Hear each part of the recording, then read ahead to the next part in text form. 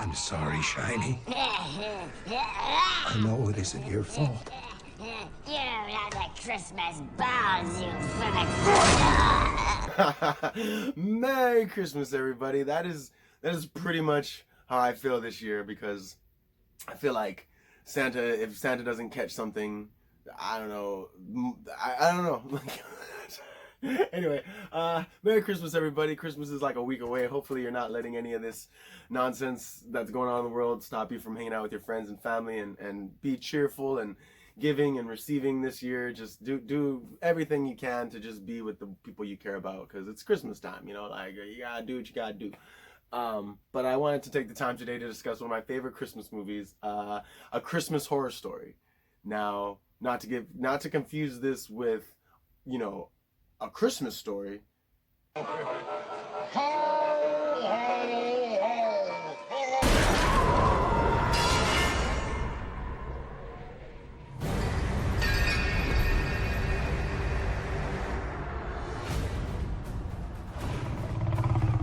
knew it. Krampus. Vile enemy of Christmas. Because they're completely different. And not to get it confused with any other generic Halloween Christmas story. I mean, don't get me wrong, I'm a fan of The Nightmare Before Christmas. It's just, you know, I personally think this movie is a lot more fun to watch during Christmas, especially during Christmas, but you can watch it during Halloween too if you're like that type of person that prefers Halloween over Christmas. This movie will definitely get your blood pumping. But so Christmas Horror Story is an anthology, right? That's why I wanted to discuss it here with you, because it's got a bunch of stories in it, and they're just so funny. They're so funny. Like, you got to watch the movie regardless.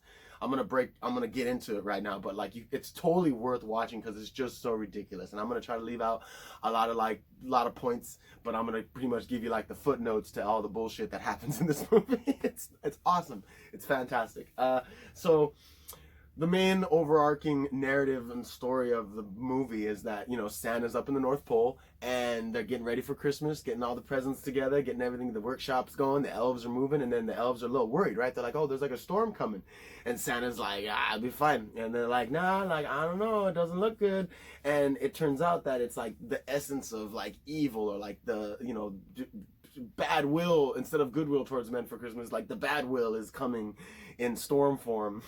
And so Santa's like, no, you know, it'll be fine, we're gonna do it. And then one of the elves, he realizes isn't really feeling well, right? And the elf is like sick, and the other elves are like, oh, you know, here, have some candy cane, you'll feel so much better. And the elf's like, no, I'm not hungry. And they're like, what? He doesn't like candy, he doesn't want candy cane, something's wrong. You know, so they immediately know something's wrong. And then he like gets all like tempered out, and he gets all upset, the little elf, you know, like, oh, leave me alone, blah blah blah. And then it turns out he gets like a virus, like, you know, remember this came out in 2015, but he catches a virus. Sparkles.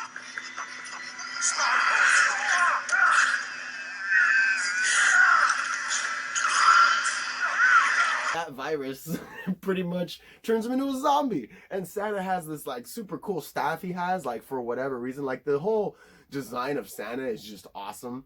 But he has this like, he has this staff, and you're just kind of like, all right, like, you don't understand it at first, but you're like, all right, maybe he's just old, like, he doesn't have a cane, he has a staff. But then he ends up like fucking beheading elves and like stabbing elves with it, and you're like, oh, it's like a self-defense staff.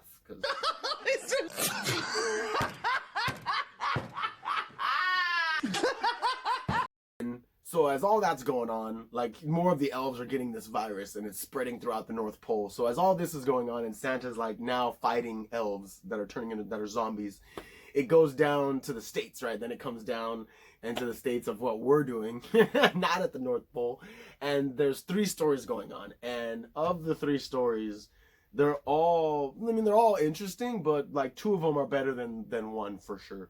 But so the first story is these 3 teens, and they're like they're in this high school, and they're gonna, apparently it's like a Christian school or something, and they had like a nursery underneath it, and like brother and sister had like died or something, and the sister had like a baby, or like she was supposed to have a child, and they killed the child. It's like some crazy backstory. You gotta watch. 1 year ago, last Christmas Eve, the school was the scene of an unimaginable crime. And you still want to go down there just for some stupid school assignment? Gotta watch it, I forget. But they're in the school and they break into the school after hours and they're like, they go down there and they're like trying to like film like a documentary on like the people that passed. Super random. Like, all right, you're just gonna break into like, I mean, all right, fine. Like it is cliche teenage nonsense, right? So they break in down there, and remember, all three of the stories are going on simultaneously, and the movie flips around between them. So it is really engaging to watch. You gotta watch it. But so they're sitting there, and like they're in the cellar of the school, in the nursery or whatever it was, the basement of the school that used to be the nursery. They're down there, and then all this like supernatural stuff happens. You know, they start like feeling like they see ghosts, and like it's all like cold, and like, you know, there's not that much that happens, but the climax to that story is pretty like holy shit, okay. Like the footnote will just say that the one girl leaves with a baby and that baby is like the Antichrist. So it's like, if that story, like, it's like, all right, like the Antichrist is pretty much risen, like, or he's going to be born. So it's pretty weird, but the way the story plays out, kind of lame. Oh wow. But still fun to watch, because like I said, it goes on with the other stories. So the second story is this black family, and they're doing what most black families do, which is to sneak into an area that's I guess restricted to steal stuff. No offense to my black family. Tell me we will find the perfect Christmas tree. But yeah, the mom is like, no, like, you know, we shouldn't go in there. And then the father and his son, it's just like a mom, dad, son, and the father and the son are like, no, let's just go, we're gonna steal the tree real quick, it's gonna be fast. And then the mom's like, all right, whatever. So they go and they chop the tree down and everything, and of course, you know, no, it says restricted, and there's this like old guy watching them, like he's just like on a snowmobile, just like watching them, like, what are they doing, breaking in my area, stealing my trees. I mean, it's pretty funny because it's like he's just watching them. They cut the tree down and they go to leave, and they're pulling the tree back, and they're like laughing, and then they're talking, and apparently like the husband's been away. You're assuming maybe he's been in like rehab or fuck the military, or he just had PTSD or like whatever, but he was away. So this is supposed to be like the first their like first Christmas back together or whatever. So they're talking about that and everything, and they turn around and they notice the son's gone. The son's missing. And they're like, oh no, where is he? And they look for him, and they're like, they can't find him, and then they find him. And he was like hiding in a tree. This like tree has a hole in it, and he was like hiding in it. So they're like, you know, they bring him home, and he just doesn't seem right. And I've talked about this in other movies of the whole trope where like obviously something's wrong with the kid, and like the mom is like, no, everything's okay, and the dad is the one that is like, no, he's not okay, and the mom just can't understand it. And that's pretty much what happens here, because the kid, the mom is like, oh, you know, like the son just starts acting weird, and he starts doing all this weird shit, and the dad's like, oh, like, you know, what's wrong with him, like I you know, and he's gonna like give him a spanking and everything. And then the mom's like, no, like, you know, he's just missing you, or he's just feeling some type of way. I mean, it's like, nah, like the kid literally stabbed the dad in the hand with a fork. Like he stabbed his hand with a fork. It's like, you don't just do that for no reason, right? Like, it's just doesn't seem like something you just do because you're like, I'm gonna do it, you know, like, especially when you were laughing and carrying on hours earlier, like all of a sudden now you flip the switch and you're stabbing people with forks. It just doesn't seem right. So pretty much the old guy calls them, that was like watching them, right? He like followed them home and like blue booked their, or I guess like yellow page their house, calls them up, and he's like, hey, you know, has your son been acting weird lately? Have you been experiencing weird thumps in the night? Has your husband tried to beat your child? You might want to call me. And he's like, yeah, you have a changeling. That's not your son. And that's pretty much like the kicker of it, that I'll leave out what happens because you gotta watch it. But if you know anything about changelings, or like what a changeling is, it was in like an episode of Supernatural. Oh my god! But changelings are pretty much like little creatures that like take in the form of kids, and they like swap themselves with kids. They kill a kid, swap themselves with the kid, and then they like kill the family or whatever. It's like their whole little shtick. I don't know why, like, who was the first changeling? Like, who was the first creature to be like, man, I'm tiny, I can't be an adult, but I can be a child. And then they became the child, and they're like, but I want a family. and I like this family. They love me, but I'm gonna kill them. Like, I don't know. Changelings are really weird, in my opinion. It's like, I don't know, just weird. But so the guy's like, you know, your kid's a changeling, and the mom's like, what? Like, don't ever call here again, you crazy guy. And then she realizes that her son's kind of acting weird, so she like looks it up and shit of what a changeling is, and then assumes that, like, you know what? This is probably my son. And there's like one or two scenes in that story that were kind of creepy. Like, there's one where they show the kid crawling on the wall, and you're just like, fuck that. Like, it's just so creepy. You're like, nah.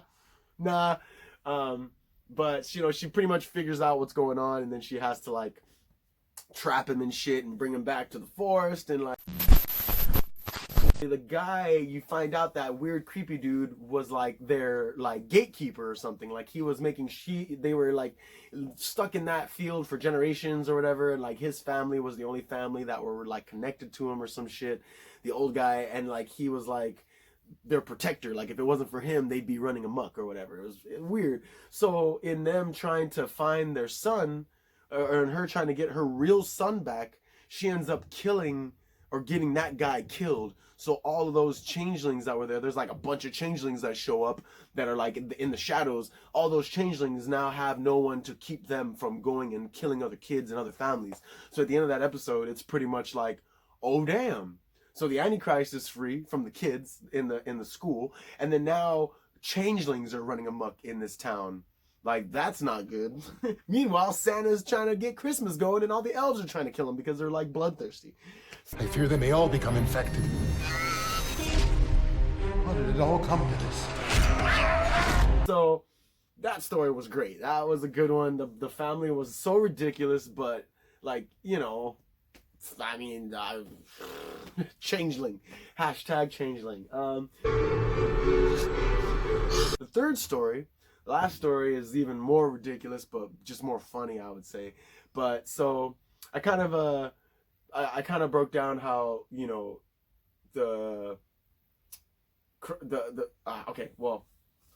as Santa's up there and all these stories are going on, they keep everything fluid. So I don't want you to think that there's like a story and then it cuts and then there's the next story, and then like literally as different scenes happen, then it switches to the other place and then the other place and then the other place. So it really is a good, cool storyline of how everything's going down. So it's pretty cool. But so the last story is this other family, 4-piece family, right? Mom, dad, brother, sister. And they're going to their aunt's house, right? And they're like gonna talk to their aunt, and they want to spend time with their aunt for Christmas. And their aunt is like this crazy looking, not really crazy looking, but she's this weird looking old lady, this Slavic old lady who just seems very deathly. She just seems very like gaunt. Like, she's just, is that the word, gaunt? Like, she just seems like dead. Like something's not right with her. And so they go to talk to her, and they're like trying to be all buddy with her. And it's Christmas. Christmas is all about forgiveness and family and tradition. Santa, lots of kids are depending on tonight going off without a hit. And you find out later that the husband was trying to like get money, like his business was like failing or something, so he was trying to get money from the aunt to help with the business, and she was like not having it. And so the family has like been living like a lie in a sense. Like, they haven't really been honest with themselves on how they're living their lives. The kids are total dicks. The daughter like steals something. She steals like a lighter or something from the grandma's place. And then the son, he's playing with this like Krampus statue, right? And he's like looking at the statue, and then the groundskeeper comes in, who is played by Julian, I forget his last name, Julian something, but he plays Death in Supernatural. So I love Supernatural. So I mean, I feel like, you know, if you've seen Supernatural, you would enjoy this movie for what it was, you know. But True walking, pal. When God is gone and the devil takes hold, oh, have mercy on your soul.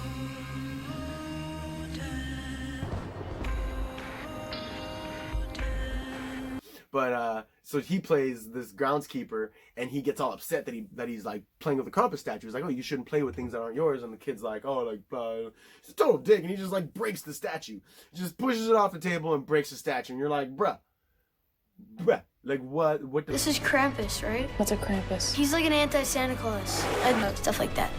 That's fine. bruh, Like what the fuck? Like, you know, like you literally just broke someone's you don't know how much it was. Why? Told dick, like, you know. And the mom is like, oh, you know, he didn't mean it. And it's like, no, he deliberately pushed it over, you know. And then the groundskeeper guy's like, oh, you know, Krampus is gonna come for you. Like, you know, you guys are screwed now, whatever. Pretty much, he's like threatens them, you know, with like a myth. And so they leave, and they're like, we gotta get out of here.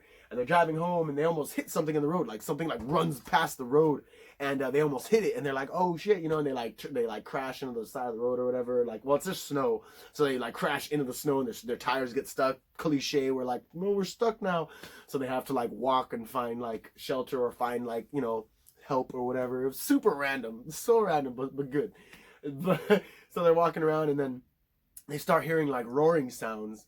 And it turns out that like fucking Krampus is after them. Like Krampus is risen.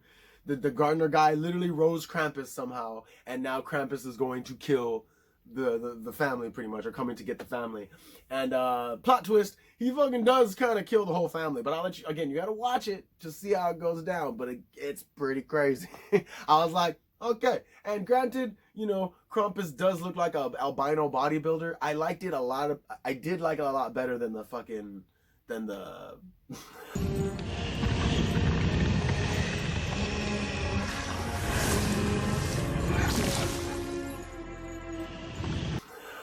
and then the Krampus with the long face and stuff. It was pretty dumb. It was pretty dumb. I didn't like it. And you know, I can't vouch for the albino bodybuilder either, but at least it fit the climax of the movie versus the that we got for Krampus. You remember the long face? Like, it was literally just like,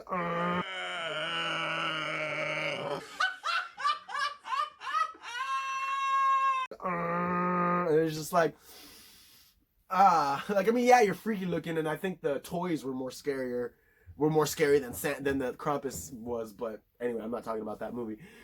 Fuck Krampus. I hated that movie so much. It was just anyway. So now that Krampus is like free, it goes back up to the North Pole, right? And apparently, so it's got you thinking like, okay, so now you have the Antichrist is pretty much free. You know, you have the changelings that are running amok that are free, and now you have Krampus that has been risen, and you know, literally killed or has killed. So, like, Christmas is ruined, right? So it goes back up to the North Pole, and Santa's up there, and he's just killed all the rest of the elves, and he's like, all right, like he's about to escape the North Pole pretty much. He's literally at the gates where the reindeer are, and he's about to leave. And then Krampus shows up, and you're like, oh damn, like, and he's like, Krampus, I knew it was you. Like, this whole time I knew it was you. Like, it's the spirit of Krampus and the evil and wickedness of Krampus and the evil in the world that was what that storm was, and was what infected the elves, and is what possibly, you know, was the chain reaction for everything that happened, you know, down in the States. I want to say on Earth, but it's like the North Pole's on Earth.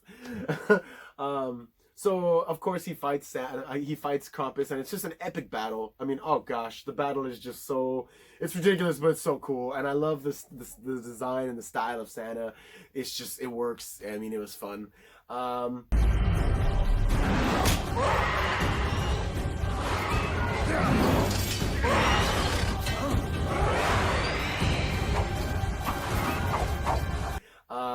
But then, right when he's about to give that crushing blow to the, you know, right when he's about to give the crushing blow to Krampus, Krampus speaks to him. And he's like, hey, don't, like, stop, man. Like, I'm not, please help me. Like, don't hurt me. And Santa's like, what? Like, and you're even as an audience member, like, what? And then, Norman, stop! Please don't kill me, Norman. Norman? Who's Norman? What the fuck is wrong with you, Norman? and then, like, did he just say help? Did he just ask for help? And then, you know, Santa kind of like brings his axe, because he's got his like his staff. He brings his staff down, and then all of a sudden, it dawns on you, it was all, or was it really? It was all a dream in Santa's head.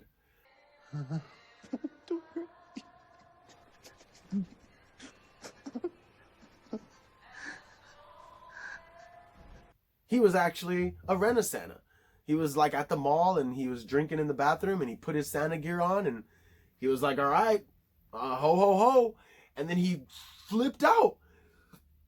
I don't know why. I don't know what would cause you to pull out an axe and literally stab a bunch of people. I don't know. But that's what he did. And he killed multiple people apparently, or like 2-3 people.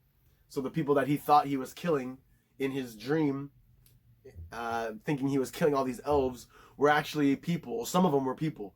So it was very, like, the ending is so depressing because you're like, how much of this was real and how much of this was fake? Like, how much of it was in this poor guy's head?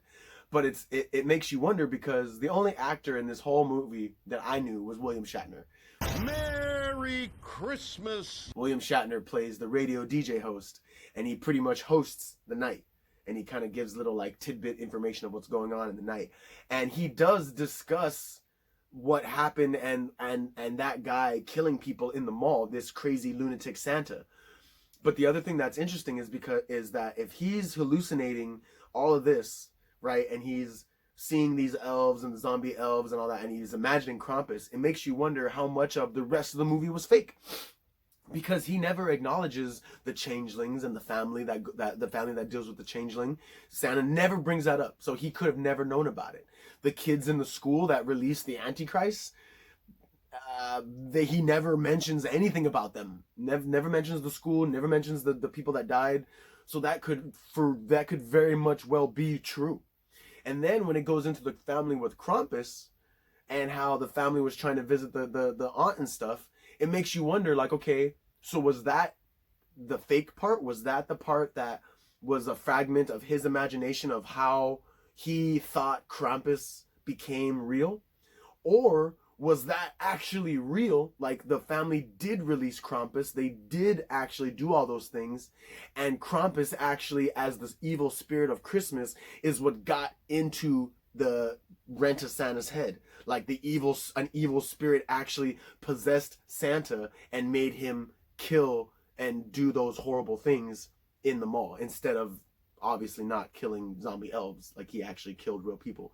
So the ending of the movie is a trip. The ending of the movie really makes you wonder, like, was it real? Was it fake? What was it? And the great part is, you know, given that this movie did come out in 2015, that it is so devolved, or it doesn't have, well, I think devolved is the word I'm using for, but I just get so excited talking about this movie because I've watched it every year since I saw it. And I always show people because it's just that fun and that, like, what the fuck. But it has nothing to do with politics, none of this gender identity crap, no messages. It's just straightforward, awesome storytelling that has to do with Christmas and horror. And, you know, I mean, I enjoy Christmas. I got my bah humbug because, like I said, this year doesn't really feel like it's going to be that good of a Christmas because a lot of shit's still going on in the world, and, you know, hopefully next year is better. But like I said, most people are always like, oh, The Nightmare Before Christmas is the best, and it's like, yeah, but Christmas Horror Story, man, that's where it's at. that is for sure where it's at. But so check it out, A Christmas Horror Story. It's not really streaming anywhere, but it is on YouTube, I realized. The whole movie is on YouTube, so you could just watch it on YouTube for free. You know, just throw it on, you know, cast that shit on the TV and just watch that shit on Christmas Day, and don't even tell anybody. Like, tell your family, hey, we're going to watch A Christmas Story, and they're going to be like, what? No, I don't want to watch a kid shoot himself in the face with a BB gun. And then you'll be like, I'm just kidding. I'm totally just kidding. But for reals, though, like, let's watch A Christmas Story. But it's kind of scary. It's the scary version. Apparently it's called The Christmas Horror Story. And they'll be like, what? And you'll be like, no, but it has Santa in it. Like, Santa is a character, so we should watch it. And they'll be like, all right. And you're like, yeah, it's about Santa really trying to save Christmas, you know. And you can even say from Krampus, because most people saw the Krampus movie. And like I said, I just didn't like it, but most people saw that movie. So you could be like, yeah, it's Santa saving Christmas from Krampus. They'll be like, oh man, we should watch it because it's Santa. And then, you know, then after they watch it, they'll be like, oh my God, what the fuck was this movie? But yeah, so check it out, A Christmas Horror Story. Like I said, Christmas is almost here. It's right around the corner. Happy New Year. Merry Christmas, everybody. But I mean, it's not here yet, so I guess I shouldn't say that yet. But happy holidays, everybody. And I'll catch you on the flip side. Peace.